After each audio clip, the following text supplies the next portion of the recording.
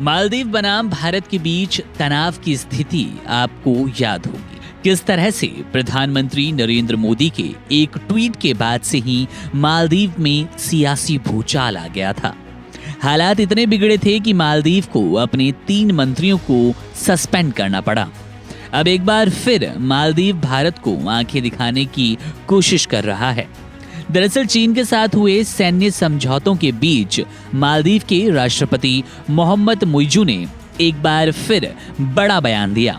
उन्होंने कहा कि 10 मई के बाद किसी भी भारतीय सैनिक को मालदीव में रहने की इजाजत नहीं दी जाएगी, फिर चाहे वो सादे कपड़ों में ही क्यों ना हो। मुइज़ू ने कहा कि उनकी सरकार मालदीव से भारतीय सैनिकों को बाहर करने में सफल रही है। जो लोग अफवाह फैला रहे हैं वे स्थिति को और गड़बड़ करने की कोशिश कर रहे हैं। ये लोग अफवाह फैला रहे हैं कि भारतीय सेना मालदीव से नहीं जा रही और भारतीय सैनिक सादे कपड़े पहनकर वापस लौट रहे हैं।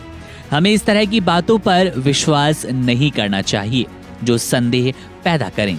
मुइज़ू ने कहा कि 10 मई के बाद किसी भी भारतीय सैनिक को मालदीव नहीं आने दिया जाएगा, ना ही सैन्य वर्दी में और ना ही सादे कपड़ों में।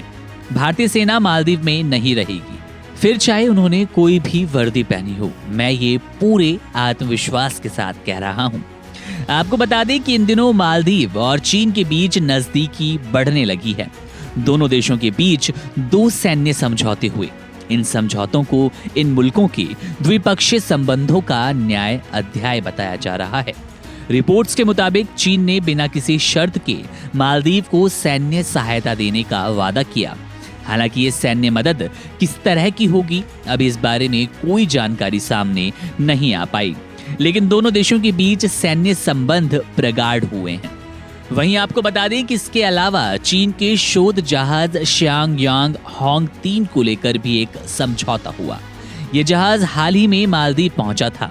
इसे चीन का जासूसी जहाज भी कहा गया है। दोनों देशों के बीच हुए इस समझौते से भारतीय सागर क्षेत्र में समुद्री अनुसंधान प्रभावित हो सकता है।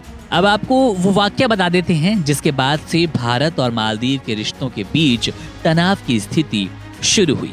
दरअसल प्रधानमंत्री नरेंद्र मोदी के लक्षद्वीप दौरे के बाद मालदीव की सरकार के 3 मंत्रियों ने प्रधानमंत्री के इस दौरे की कुछ तस्वीरों पर आपत्तिजनक टिप्पणी की थी।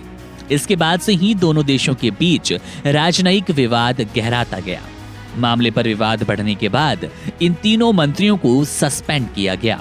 दोनों देशों के इस तनाव के बीच मालदीव के राष्ट्रपति मुइज़ू चीन के 5 दिन के राजकीय दौरे पर चले गए थे। इस दौरे से लौटने पर मुइज़ू लगातार भारत पर निशाना साध रहे हैं। मुइज़ू ने मालदीव से लौटते ही 2 टूक कह दिया कि हमें बुली करने का लाइसेंस किसी के पास नहीं। उन्होंने कहा था कि हम भले ही छोटे देश हैं, लेकिन इससे किसी को भी हमें बुली करने का लाइसेंस नहीं मिल जाता। हालांकि मुइज़ू ने प्रत्यक्ष तौर पर किसी का नाम लेकर बयान नहीं दिया, लेकिन माना जा रहा है कि उनका निशाना सीधे तौर पर भारत की तरफ है।